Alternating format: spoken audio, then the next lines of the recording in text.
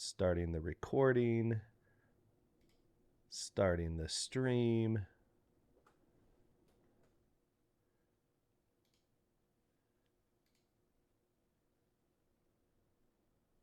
Checking to see if we're live.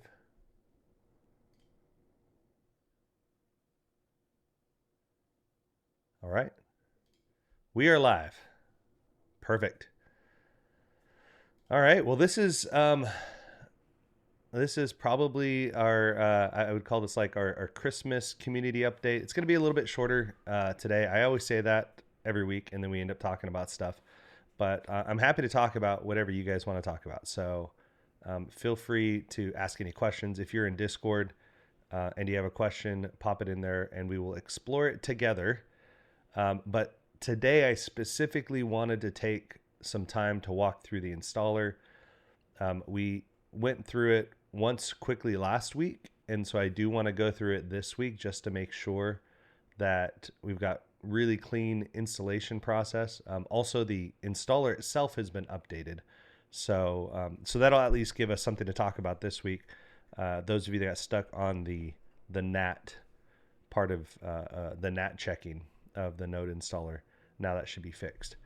Also, I've got a few other commands for you super users, your power users, Crypto Hunter, you know who you are. I'm going to share with you a few other commands that I've been playing with in the Docker side, and maybe that'll help with some of the stuff you guys are working on, running multiple nodes.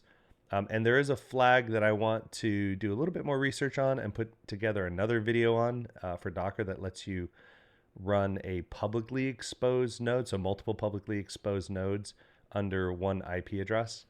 I think we need to do a little bit more exploration on that one before I say too much about it, but there is a flag there that supports it. So let's get to the installer, because I think that really is the key part here that we're trying to solve for.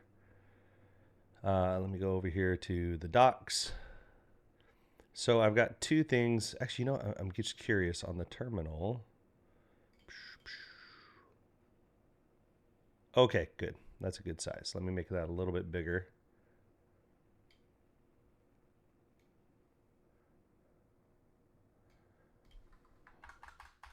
Make the text bigger. Yep, that's good. So Crypto Hunter just asked or just stated that will be the fire stuff as I'm running multiple nodes on two IPs. There's the internal IPs, there's the external IPs. External IPs, as long as you have one node per external IP, meaning out to the world, you should work. A default installation should work just fine for you, as long as you're doing your port forwarding to that node from the external IP. If you are running multiple IP addresses internally that you want to map to different ports externally, that takes a special flag on the Docker installation. Because keep in mind, what we're doing here is you're installing your node, and then the orchestrator is registering that node when it gets bonded. So you register your node with the orchestrator, and you basically say, here's my address. And the orchestrator goes, I'm only going to allow one node to be bonded to this specific address. So sometimes what happens if you're running multiple nodes with the same configuration, if it doesn't have a public address, the orchestrator will just go, okay, cool, this is just not reachable externally, but it can do jobs that it can request jobs, but it can't be actively assigned jobs, right? So if I'm a node and I go to the orchestrator and I say, open up a socket so I can start accepting jobs, my node can do that just fine. But if the job requires that other parties access my machine, if I don't have that public IP open, they can't see my machine, and the orchestrator won't issue me those jobs. So if you don't have a public IP address for each node, everything will still run fine, meaning that if there is a socket open between your node and the orchestrator, you can still get jobs, but the orchestrator will not assign you jobs that require you to also be accessible by other parties out in the world that are not orchestrators.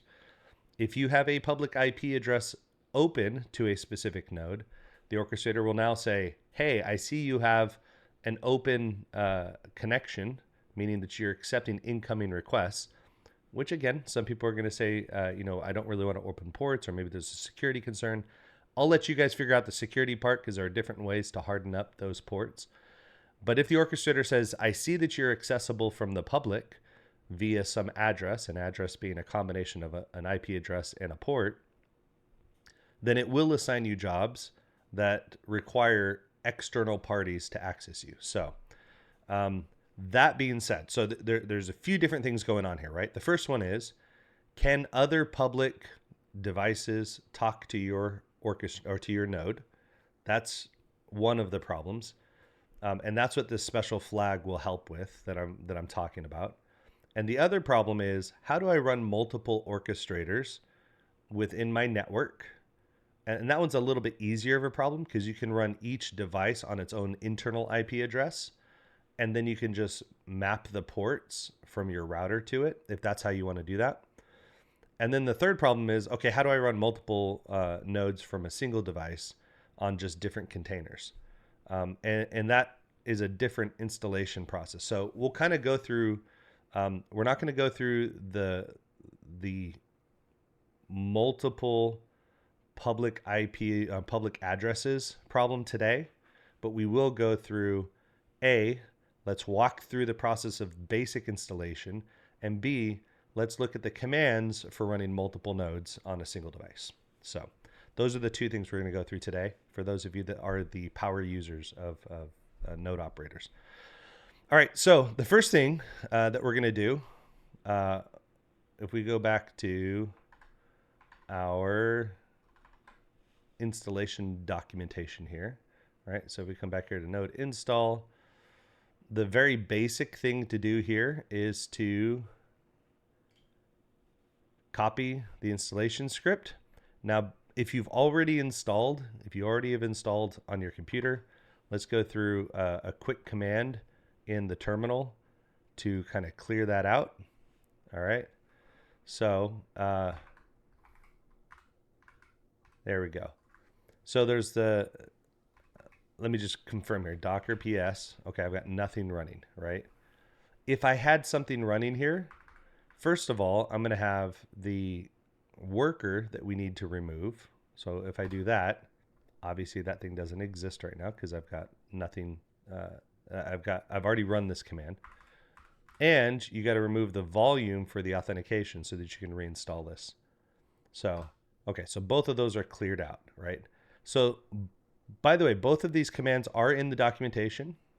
So if we go back to the documentation real quick, and we go down to important notes under node installation, you'll see that there is a uninstalling, and there's a podman and a docker command here, so you can see what that looks like. And then you want to delete the auth node. So if you don't delete the node authorization, then it'll try to use the same public keys when you reinstall. And that can create a conflict or an issue with the orchestrator itself.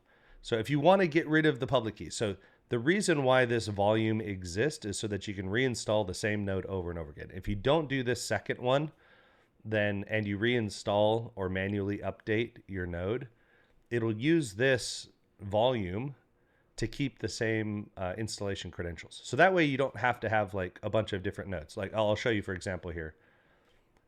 You'll notice that I've got 4 nodes that I've installed in the last week, right? All this means is that I've removed that authorization volume and reinstalled it with new keys. If I didn't delete that authorization volume, I would just have one node ID because the node ID is its key, right? So if I don't delete that, that's okay. If all you're trying to do is fix the installation, you want to manually update or remove the installation and reinstall it, but you want to keep the same node ID, then do not delete the node authorization container or volume. If you do want to have just like a clean, fresh start, which is what I'm doing right now because I want to start over from the beginning so everybody can see the process, then you do want to remove that authorization volume. So again, this is removing the authorization volume is only required if you want a completely clean start. And that's what I'm doing today.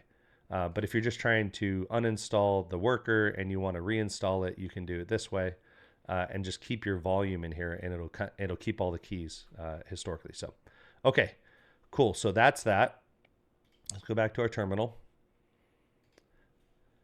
All right, so I went ahead and copied the installation. Let me do a quick little clear here. This is the installation script from the website. It's the same thing I just copied, and we're just going to paste it into here. Nothing's changed about this part, but the Docker container under the hood has changed, which is why I had to remove the old installation, because I want to have a fresh Docker installation for the new interactive container. Because if you remember, last week what was happening is we were getting caught up in the NAT check, right? So the NAT check, whether you put yes or no, it kept trying to redo the NAT check.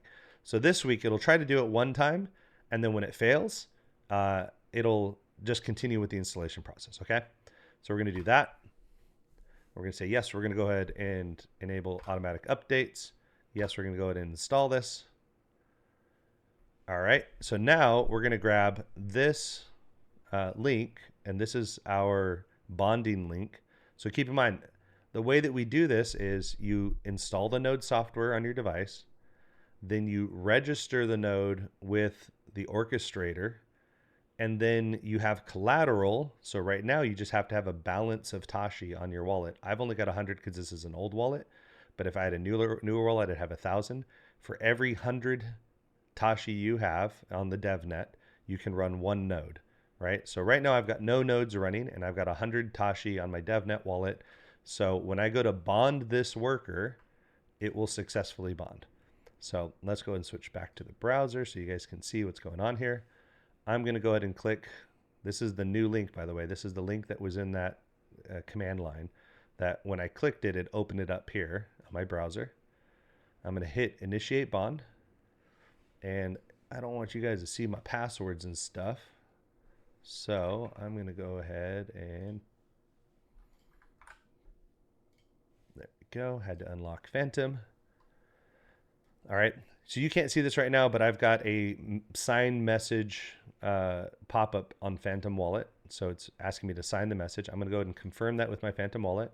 When I do that, it comes up with my license here. So I can now copy this license, and now we'll go back to the terminal and we're going to paste it. If you see down here, it says when finished, paste the authorization token below and press enter. So I'm going to go ahead and paste it. So that's the token I just copied over from the bonding interface. And now it is going to do the first NAT check request here, right? So it's now checking to see, am I open? And it's going to say, nope, you're not accessible from the public, because this thing is behind my firewall. It's behind my NAT. So it's not accessible to the public, which is okay, right? You can still get jobs from the orchestrators, even if you don't have a public IP address or a public address. You just won't be able to accept jobs that require you to also be accessible by other parties. So if you have to have, if you're like a relay for somebody, you couldn't be a relay for somebody if you don't have a publicly accessible IP address or address.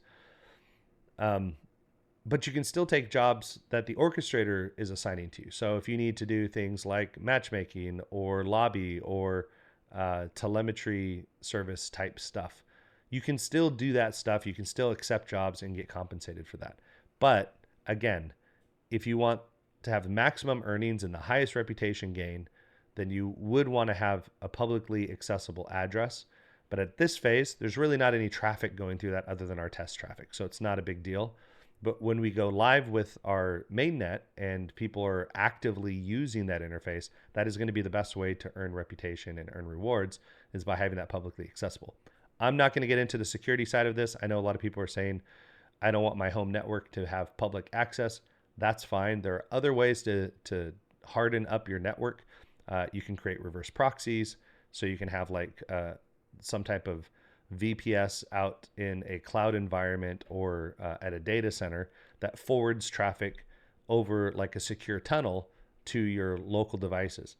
Whatever you feel is necessary from a security perspective, do that. So we know that this NAT check failed. Remember last week, if I hit yes or no, it would try to do it again. So this time I'm just going to hit no, right? And you're going to see that it continues with the installation. So it's worked. So this is now running. And you can see here, I can do a couple things. We're going to do Docker PS. And you'll see that here is the name of our worker. So we've got the name there. So now if I also do docker logs and I put in the worker name, it'll show you exactly what's going on here. So those two commands are really important if you're running nodes. The first one there allows you to see what all the logs are going on here. You can see that we are connected to the orchestrator. We can see that the resource node was successfully bonded. As a matter of fact, if we go back to our browser and we come back to our dashboard and we hit refresh here, you'll see I now have a new node here. So this is a 5th node that has just come online, and it's been online for less than a minute. And that's what's going to happen if you do like a fully clean install. Okay. Any questions about that? Let's stop right there real quick and see if we've got any questions around the basic installation. I suspect that this content's going to be repurposed and used for educational reasons and posted to X. So I want to make sure we capture as much of this as possible. I see we got one question coming in. Crypto Hunter is the man.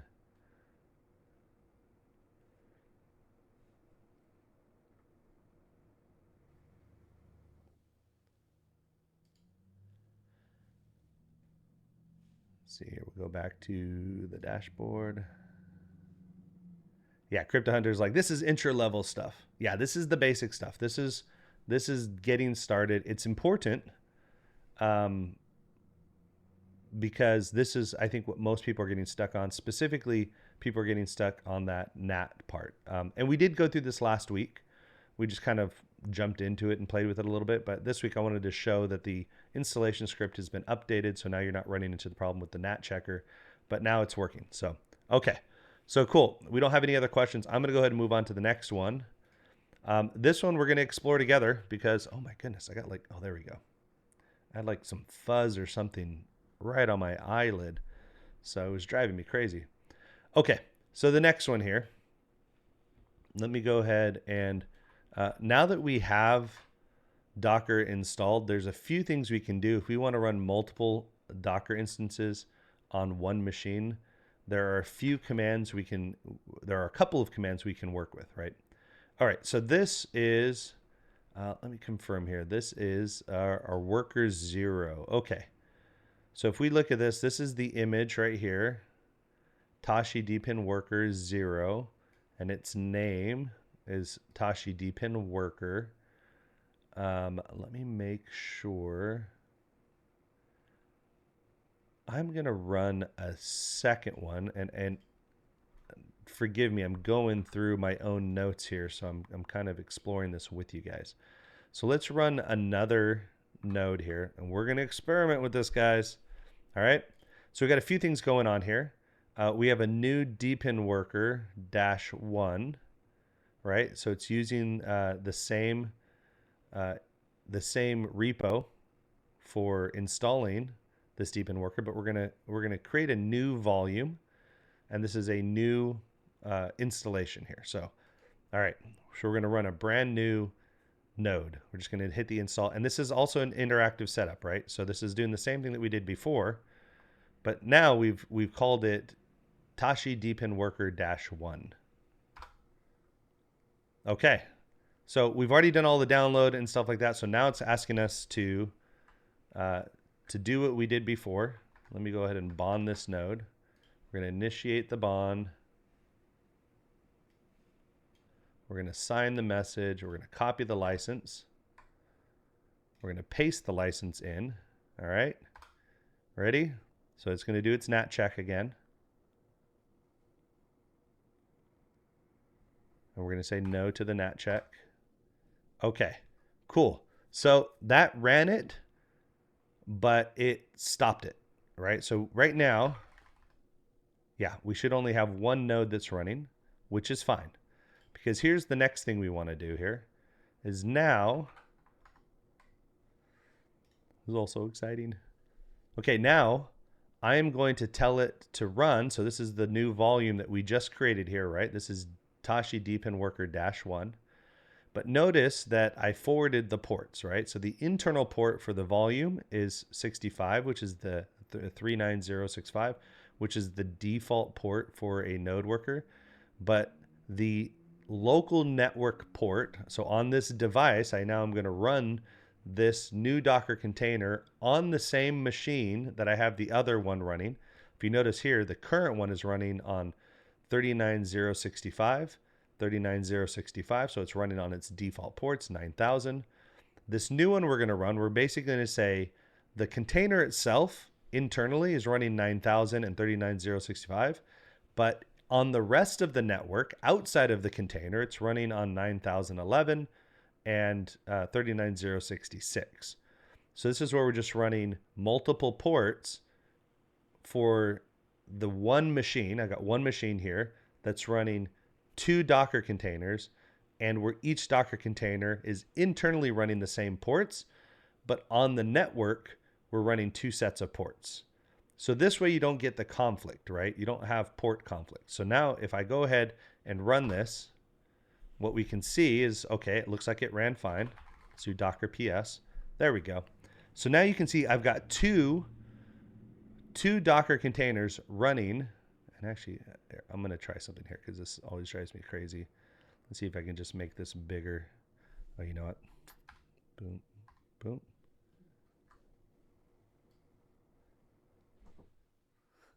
Let's see if that all fit on there. No, it did not all fit on there.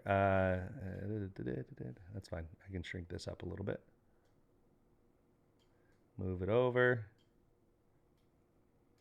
I like to actually see like the columns lining up. This is one of my pet peeves. I apologize, guys. I'm being a little silly. There. So now you can clearly see that we have 2 lines. Oh no, it's just barely. Boom. There we go. Oh my goodness. Okay. So we got 2 lines now. You can see the port ranges here that it's using. And we can see the names of them and everything like that. But the important part you see here is that you've got the first one that we ran, which is this bottom one, has 9000 mapped to 9000, 39065 mapped to 39065. And then on the second one we ran, we now have 9011 mapped to 9000, and we have 39066 and 39066 mapped to 39065, right? So as far as the network is concerned, these ports are its external ports, right? So in this way, you can run multiple nodes on the same machine. And if you want to change it, let's go here to the run command here. So this is with the interactive setup. You quite literally can come in here and go 2, right? And now it's going to start that process again for another worker. So if you notice on this one, it's not actually shown on here. It shows the names. But this is a separate worker that we're starting because we're creating a new volume that is holding that worker's information. All right, so we're going to create worker 2. And you can just go 3, 4, 5. You can name it whatever you want as long as the names are different. If it's the same name, it's just going to try to start the same worker. So anyway, hopefully that's helpful. All right, let me go ahead and cancel that out. Let me go ahead and clear this. And there we go. Okay. Boom. Hopefully this is helpful. Let me check real quick. I'm going to check Discord for some questions.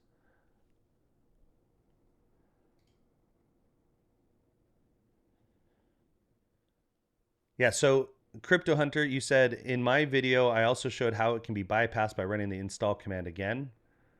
You can absolutely run the install command again. If you're on a separate machine, no problem at all.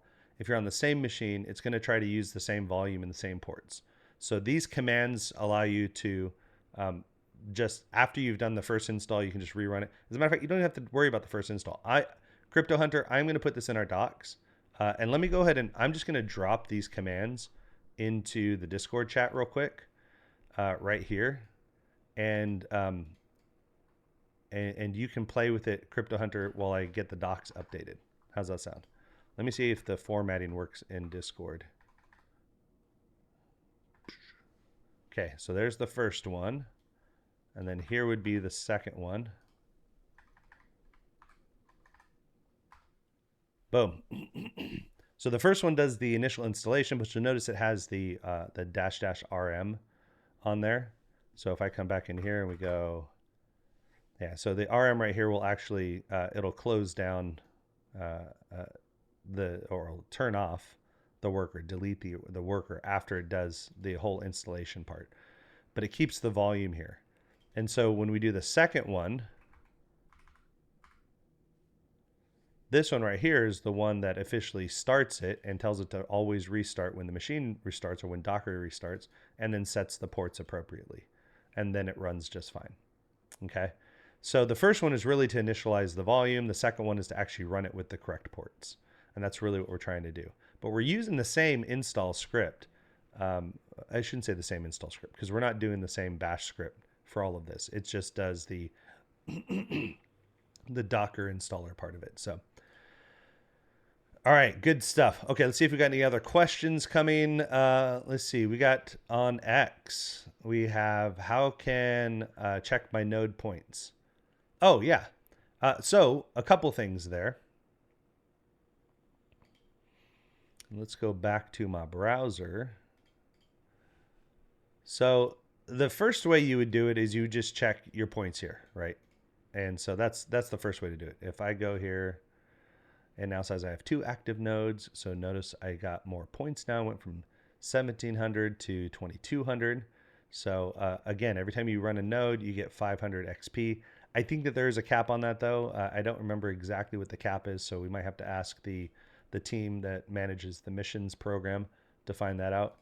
But you'll now see that I have 2 nodes actively running, which we saw me do because I Docker PS'd and I have 2 nodes running. Great. There will be an audit tool coming soon. So I'm bringing this up maybe prematurely. But there will be a tool coming out soon that will show you how you get your points. Like, why do you have the points that you have? Okay. There is another way to do this. And I actually have to look it up here real quick. Trying to remember API. No. All right, let me see if I can find it real quick here. There is a way to check independently. So bear with me for a second.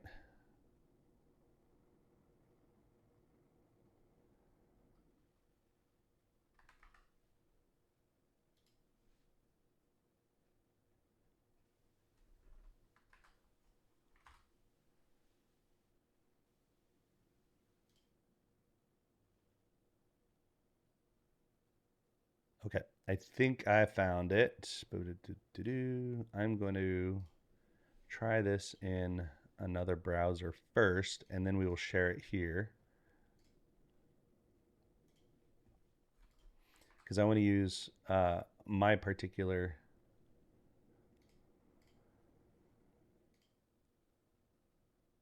Yeah, let me grab my wallet address. Oh, there we go. Copy address. Boom. And then I want to try something here, because if this works, I will share this link with you guys as well, and you guys can check your own stuff.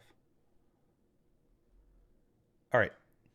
So here's a starting point URL. So you guys are getting all the alpha today. This is like secret stuff going on here. This is why you guys join us on these community updates. So here's the URL, and this is using my wallet address as the operator.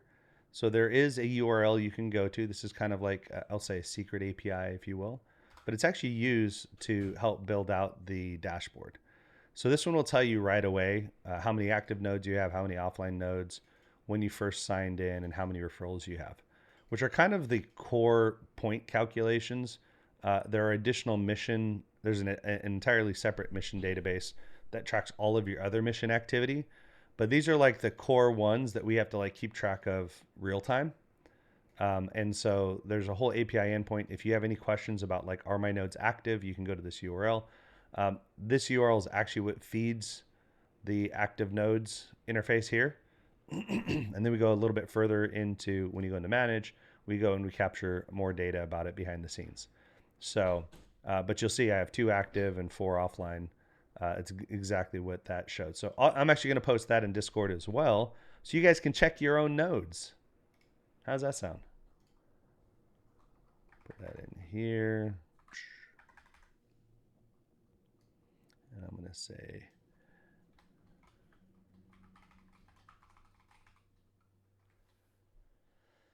all right, so, oops, boom, there we go. So I just posted the URL in Discord. The URL itself has a curly brackets at the very end of it. You just got to replace what's between the curly brackets, or you got to replace the entire curly brackets block with your wallet address. And then you'll be able to kind of manually check. Now that's assuming something's wrong with the dashboard, right? So if the dashboard front end is not showing what you expect, and that URL you go to is showing what you expect, then there's probably a little breakage on the front end piece, which happens sometimes. It's code that just, those things happen.